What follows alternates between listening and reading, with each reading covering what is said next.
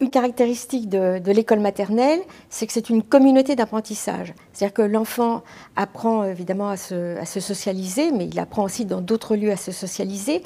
Mais l'école, elle a comme particularité d'être orientée vers les apprentissages.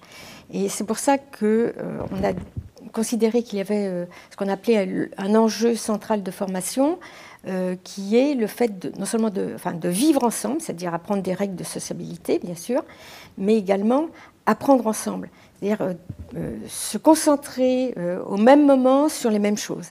Même si l'école maternelle ne fait pas partie du socle, ce qui s'apprend constitue vraiment une préparation au socle, et le programme de l'école maternelle a été écrit dans un esprit qui permet justement ensuite la mise en place du socle. Ce programme comporte donc un enjeu de formation générale qui anime tout ce qui se passe à l'école maternelle, et puis comporte 5 domaines particuliers, et chacun des domaines est dénommé par un titre qui commence par un verbe, qui indique bien qu'il s'agit d'une action, d'une construction opérée par l'élève. L'un des domaines centraux, ça a toujours été d'ailleurs un des points centraux de la scolarité à l'école maternelle, c'est évidemment autour du langage, c'est-à-dire mobiliser le langage dans toutes ses dimensions. Ça renvoie à l'apprentissage, on va dire, de ce qu'on appelle de façon globale l'oral, bien sûr, et également la préparation à l'écrit avec l'entrée dans la culture de l'écrit. Alors le rôle du maître est très important dans ce secteur. Par exemple, en ce qui concerne le langage oral, il faut permettre progressivement aux enfants de prendre confiance, d'oser s'exprimer, d'entrer en interaction avec les autres, et aussi quelque chose de nouveau qui est vraiment ajouté dans ces programmes, qui est d'apprendre à utiliser le langage pour penser. Il y a des apprentissages très profonds qui ont lieu à ce moment-là.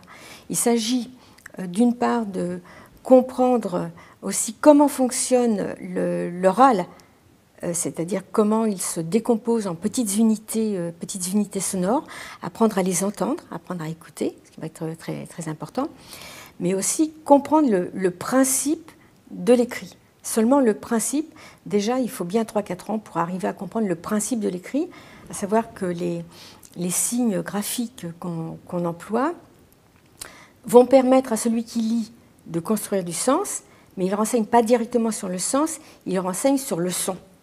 Donc c'est un mécanisme extrêmement compliqué. Le programme aussi insiste sur la question de ce qu'on appelle les mathématiques. Il est attendu que les professeurs soient très, très attentifs au blocage qui peut y avoir, ou surtout aux fausses compréhensions. C'est-à-dire que le système mathématique est tel qu'un même mot sert à désigner à la fois la quantité et l'ordre, par exemple. Et c'est une source constante de confusion chez les enfants qui va amener par la suite quantité de problèmes. Un autre rôle très, très important aussi que les enseignants auront, qui sera de faire entrer les enfants, on va dire, dans la culture artistique, à la fois par la pratique et puis par la rencontre avec des œuvres. C'est à ce moment-là que va se créer, il y a une grande disponibilité des enfants à ce moment-là pour l'éveil artistique. L'activité physique ici, elle est vraiment destinée, elle a plusieurs fonctions, mais elle est destinée à permettre aux enfants vraiment de se rendre maîtres de leur corps, et là, il y a des indications extrêmement précises qui sont fournies.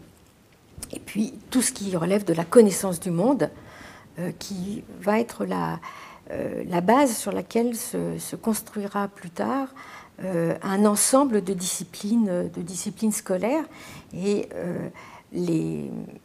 à l'école maternelle, les enfants apprennent ce qu'est le temps et ce qu'est l'espace. Ils en ont une connaissance intuitive. Et l'école, le maître, va faire passer la connaissance intuitive à la connaissance maîtrisée et surtout qui recourt, disons, aux outils sociaux pour désigner le temps, pour désigner la distance, pour désigner les matières, etc. En réalité, le jeu a différentes fonctions qui sont extrêmement utiles.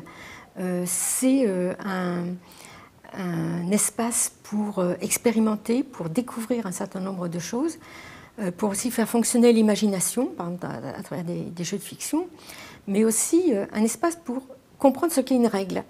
Hein, et pour, dans certains cas, commencer à voir comment on agit en interaction avec d'autres.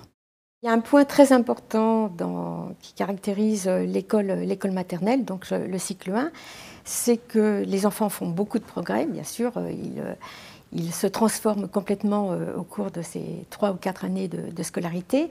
Ces progrès doivent être mesurés, mais on les mesure avec pour référence l'enfant lui-même. C'est-à-dire on va comparer ce qu'un enfant fait à une période avec ce qu'il était simplement capable de faire avant et lui rendre compte, enfin lui renvoyer l'image de ses progrès, la renvoyer évidemment aussi à ses parents.